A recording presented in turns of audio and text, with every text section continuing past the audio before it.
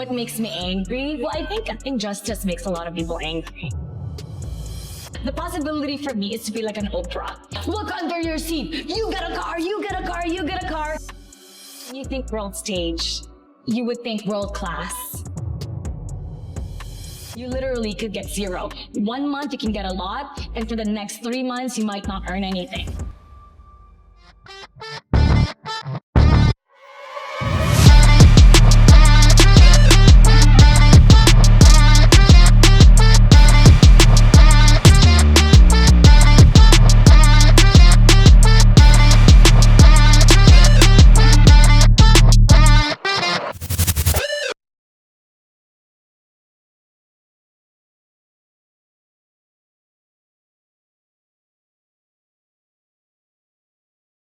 Hi, Mara. Good morning. Good morning. I'm Mario of All Star Magazine, and thank you for being with us here. It's a pleasure. How are you? I'm doing great. You know, not a lot of people ask that. Thank you. I'm doing great. I'm doing awesome. It's one question that people should ask more. How are you? I'm also doing great. Thank you. Mara, you've been presenting a lot of awards to esports players, esports personalities, and for the first time last year, it was you who was surprised by the league. Yeah. You won Filipino Talent of the Year. Yes, for the season. For the season 12, right? And after that, shortly after that, you also won another award in the Philippine Esports Awards. You were named Stage Host of the Year. With those 2 awards coming after each other, do you feel like you've made it? The fact that I was able to host internationally, that's when I felt like, oh, wow, this is like the hosting is taking me to another level. I was actually really surprised when I received the award because normally hosts are not part of the category.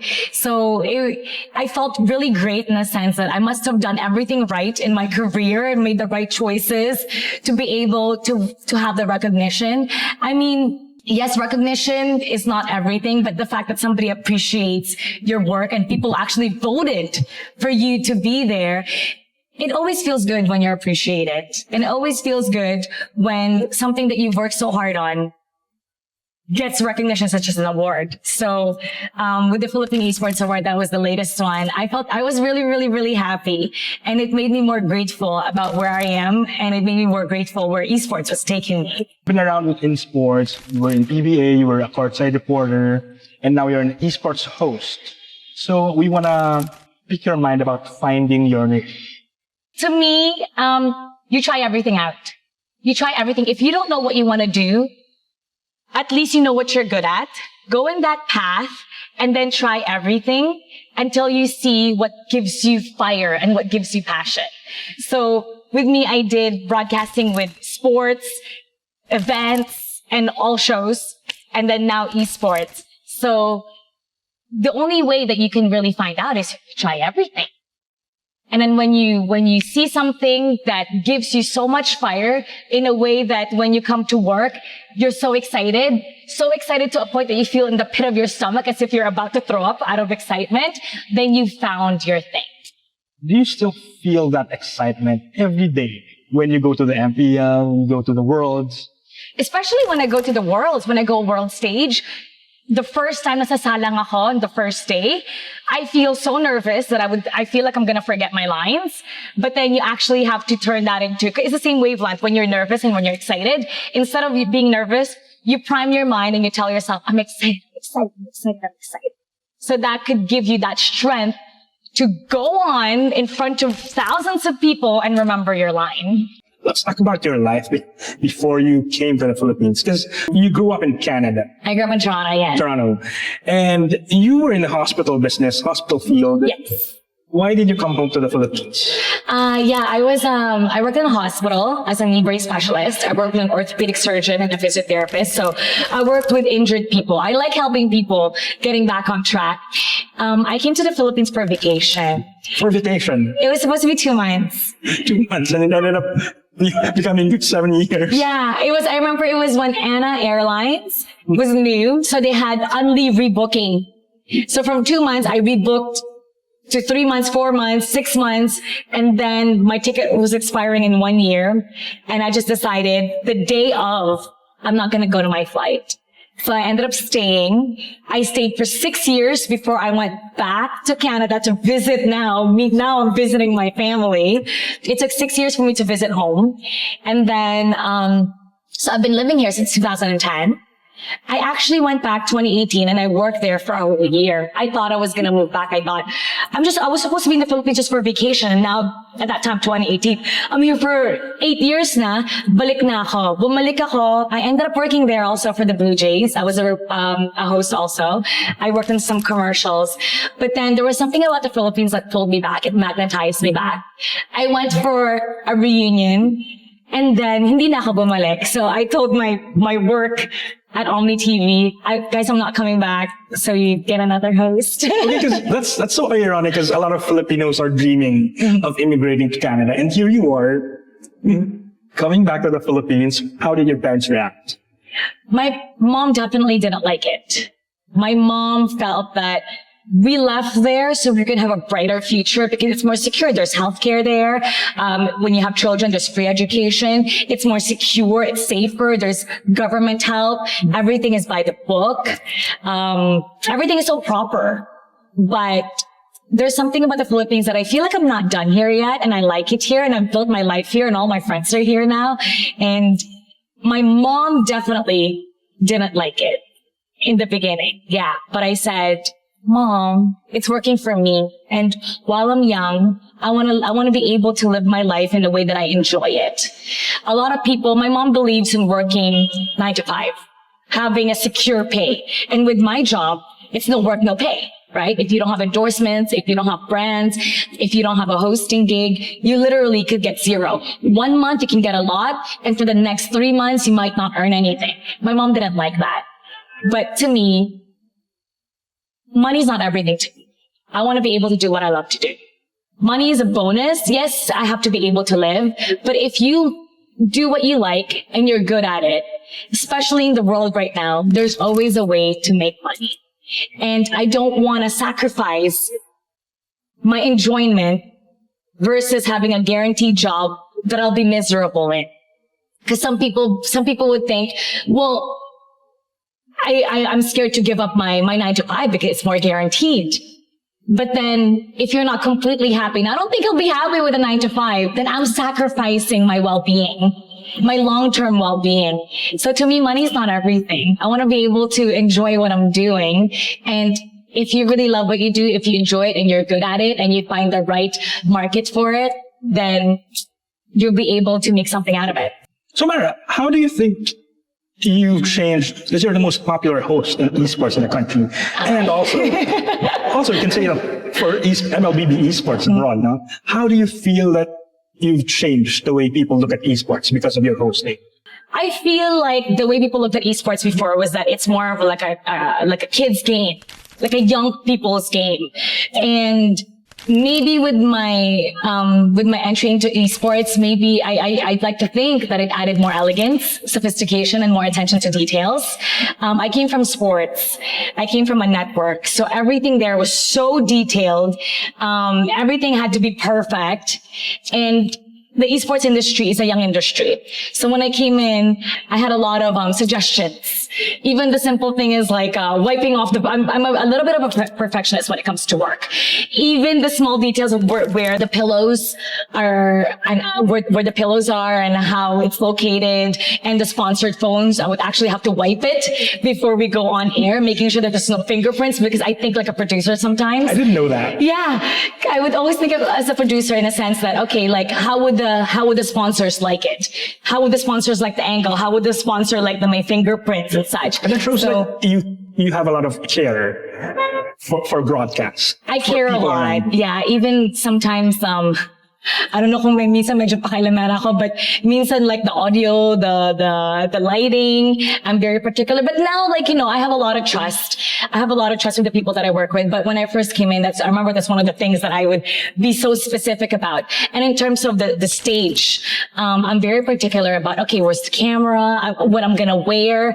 I had a vision that because it's world stage, I want it to look like, and I want to look like I'm in a world stage, like a Miss Universe. So I started incorporating gowns, and it made me really happy because now even in other esports, they don't just wear blazers anymore. Some actually wear gowns because the world championship. So there's a certain level of elegance to it and sophistication that you should put into it. And it's you who started that trend. I remember the days when the host would just wear blazers. Yeah. Now they're wearing gowns like Marj, Aquino. And how do you feel about that? I like that I was able to influence not just MLBB but other esports hosts as well. Because when you think world stage, you would think world class. And I also want to represent how world class should look. And also Philippines, because when you're hosting, it's not just the players, it's not just the team that's representing the country. It's also every single talent that's part of it. So with that, I wanted people to know that this is how we do it in the Philippines. This is how professional we are. This is how elegant and sophisticated we are. A lot of people know Marj Aquino because they see you on camera, but behind the scenes, they don't know that you are protecting the players from a lot of people, and most of the time from themselves, and what they're going to say. Can you tell us more about that? People think that the questions are just right on the spot, but I recognize that because I came from sports where it's more adults, more like 30 and above. Now you're in esports where you're dealing with people who are 18, 16, 20, 21, and sometimes they don't really know how to answer in front of the camera. A lot of people don't know that before I ask the questions, I actually prep them. I tell them, this is what I'm going to ask you. Just so one, are they comfortable with their questions? And two, if they need a little bit of help, sometimes they would ask me, Ate Mara, ano sabihin ko? Then I would suggest what they could answer, because I want to make sure that they're represented in the best way. That's when I realized in the beginning when I was answering them, oh man, they speak what's on their mind without knowing the consequences of their answers. So that's when I realized I should give them the question first and I should tell them. And there was even a player, but it didn't push through. There was even a player that I saw great potential in. And I talked to the coach and I said, your players should learn how to answer on the mic. They should have media training. Would you like me to train this person? It didn't push through, but I make sure, because this person had a lot of issues in social media. And I saw a lot of potential in this player. So what I do when I'm on stage, hey, I'm going to ask you this. Make sure that your answer is more humble. Make sure that it's not, because people, even though they don't mean to be mayabang, they don't realize that yung answer nila nagiging mayabang.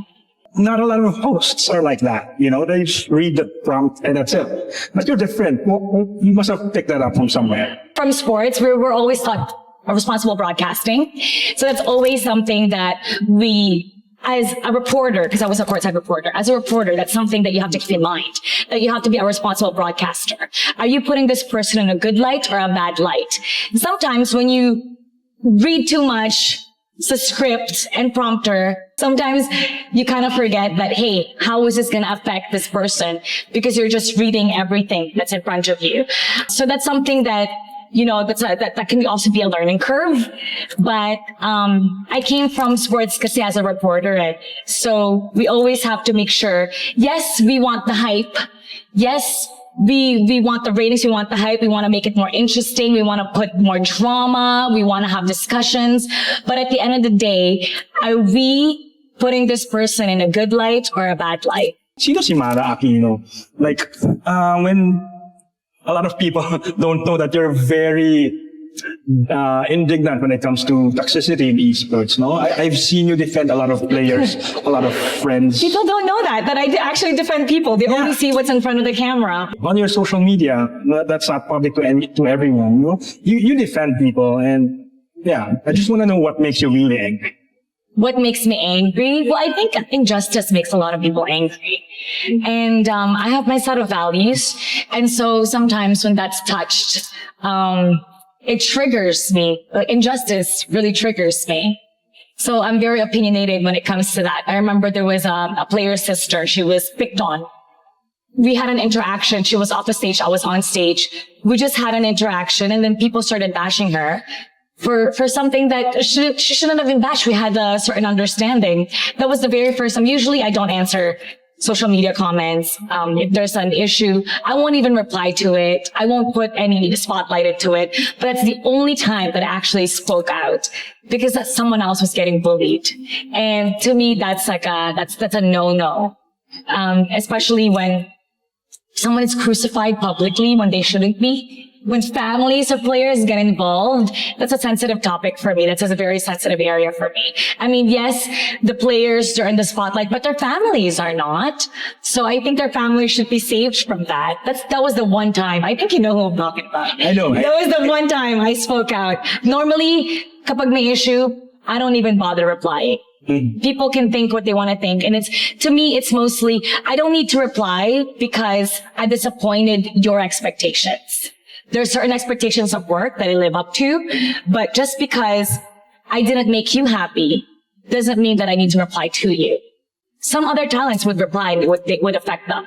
But for me, there are certain opinions that would matter to me, and everyone else, I can take it in, but doesn't mean that I need to answer to that. How do you see yourself in esports, like, into the future? Well, I don't know how long. I don't know how long my career is going to last in esports. So right now, instead of me stressing over how long I'm going to be in there, I'm just enjoying the moment and I'm going to branch out into other things. I feel like the more things you could offer, the more valuable you are. That's why now I'm trying to do like more brands, more lifestyle. I want to do more shows. I'm going to start a podcast because the more talents you can show, the more valuable you can be, and the more relevant you are in other aspects, the more valuable you are in the podcast. So it's like helping each other out as well. So the podcast can help you and you have the podcast. You told me before that you don't expect to be in esports. No, I didn't. Forever. Oh, okay, yeah.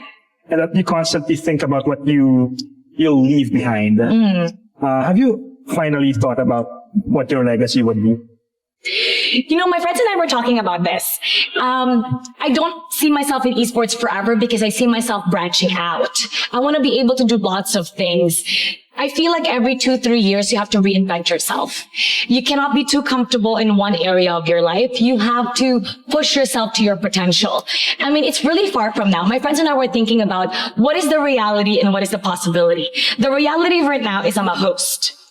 What is the possibility? Which means it could be so far-fetched. It could be suntok sa buwan. It could just be a 1% chance that you're going to get there. But what is the possibility? The possibility for me is to be like an Oprah. To have my own talk show where I can provide opportunities for people. And Oprah provides that for people. Like literally, everyone she gets in the show becomes successful. The people who get rejected at Shark Tank, she will guess them, and then their product will boom. Like, I think it was Spanx, that lady from Spanx. I want to be that type of person where my show can open doors for people, and literally everyone in my show is having so much fun that I'll be like, look under your seat. You get a car, you get a car, you get a car.